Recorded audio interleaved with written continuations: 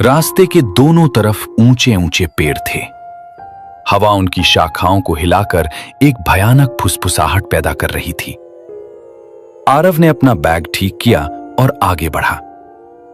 कुछ कदम चलने पर उसे एक टूटी चाय की दुकान दिखी। दुकान बिल्कुल सुनसान थी। उस दुकान के पास कोई नहीं था, सिर्फ एक लालटेन के और एक लकड़ी का बेंच था। थकावट से टूट चुका आरव उसी पर लेट गया।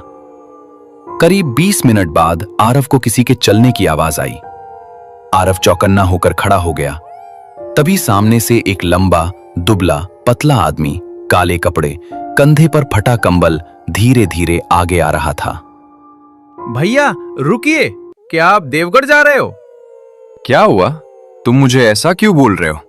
भैया मुझे देवगढ़ जाना है। रात में अकेले रुकना मुश्किल है। अगर आप देवगढ़ गांव जा रहे हो तो मुझे अपने साथ ले चलिए।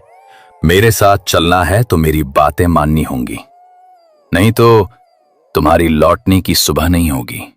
आरव डर गया, लेकिन उसके ऊपर मजबूरी थी। इसके कारण उसने हां कर दी। ठीक है भैया, आप जो कहोगे मैं वही करूंगा। बस मुझे देवगढ़ गांव तक आपके साथ आने दो। ठीक है, तो आ जाओ मेरे साथ साथ। और हाँ, भूल कर भी पीछे मुड़कर मत देखना। क्यों भैया, क्या होगा अगर मैंने पीछे मुड़कर देखा तो? मैंने तुमको पहले ही बताया था कि मैं जो कहूंगा वो तुमको करना होगा, तो भी तुम मेरे बात को काट रहे हो। अगर मेरे साथ चलना है तो मैं जैसा बोलूंगा वैसा तुमको करना पड़ेगा, नहीं तो मैं चला। ठीक है भैया, मैं अब कुछ नहीं बोलूंगा और आपकी हर बात मानूंगा।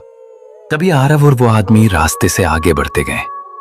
कुछ ही दूर जाने के बाद चलते चलते आदमी बोला, अगर तुमको पीछे से कोई पुकारे तो भी मुड़कर मत देखना। इस रास्ते की आवाजें इंसानों की नहीं होती। ये सुन के आरव के रोंगटे खड़े हो गए। वो डर जाता है, लेकिन उसको देवगढ़ गांव किसी भी हालात में पहुंचना था, इसीलिए वो उस आदमी के साथ आगे बढ़ता गया। कुछ देर बाद पीछे से एक लड़की के रोने की आवाज आई। भैया, लगता है कोई बच्ची रो रही है, लेकिन इतनी रात को इस समय कौन बच्ची रो रही है? चुप कर बेटा, बोलो मत। ये किसी बच्ची की या किसी इंसान की आवाज नहीं है। ये वो चीजें हैं जो रात में नए शिकार ढूंढती हैं। बस तुम पीछे मत देखना। ये सुन के आरव खामोश हो जाता है। तभी अचानक आरव को जैसे किसी ने पकड़ लिया हो। उसके पैर आगे ही नहीं बढ़ पा रहे थे। भैया, मैं आगे ही नहीं बढ़ पा रहा हूं। ऐसा लगता है कि मुझे किसी ने पकड़ लिया हो। मुझे तो बहुत डर लग रहा है। बेटा, तुम जैसे खड़े हो वैसे ही खड़े रहो। तुमको किसी ने पकड़ लिया है।